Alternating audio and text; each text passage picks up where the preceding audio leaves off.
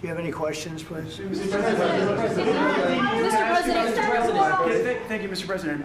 With the, how much money is the U.S. going to put into the fund that is being created today, and how does this provide long-term security for Ukraine? Well, we don't know exactly how much because we're going to be putting some money in a fund that we're going to get from the raw earth that we're going to be taking and sharing in terms of revenue. So it's going to be a lot of money will be made from the sale and from the use of raw earth. And as you know, our country doesn't have much raw earth. We have a lot of oil and gas, but we don't have a lot of the raw earth. And what we do have is protected by the environmentalists, but that can be unprotected, but still it's not very much.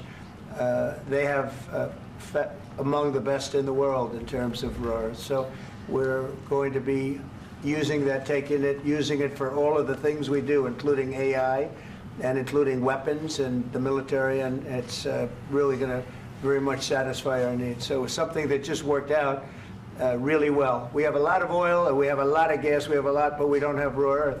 So this has just about every component of the raw earth that we need for computers, for all of the things we do.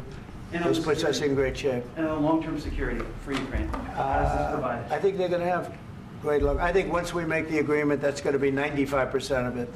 They're not going to go back to fighting. I've spoken with President Putin, and I feel very strong. I've known him for a long time, and I feel very strongly that they're very serious about it, and we'll make a deal. And when the deal is made, I don't think, we talk about security. Everyone's talking about the other day, all they talked about was security. I said, let me make the deal first. I have to make the deal first. I don't worry about security right now. We have to have a deal, because right now, last week, 2,000 soldiers died on both sides. 2,000, and they're losing 1,000, 2,000, 3,000 a week. So as we sit here and we talk, people are getting shot and dying on the battlefield. And you know, they're not American soldiers, but they're Russian soldiers and they're Ukrainian soldiers, and we want to be able to stop it. And we want to be able also to spend money on other things. We don't want to, this is a tremendous amount of money, and what the Biden administration did was terrible. They were giving money, but he had no security on the money. Europe, as you know, gave much less money, but they had security. It was in the form of a loan. They get their money back, and we didn't. And now, at least we're protected, because the American taxpayer has to be protected too. But this is an incredible agreement for Ukraine, because we have a big investment in their country now, and what they have, very few people have. And we're able to really go forward with very, very high-tech things and many other things, including weaponry that we're going to use in many locations, but that we need for our country. Mr. President, This allows us to do that. Will you continue? I'm sorry. Military aid. Yes, go ahead, please. If I can just, yes.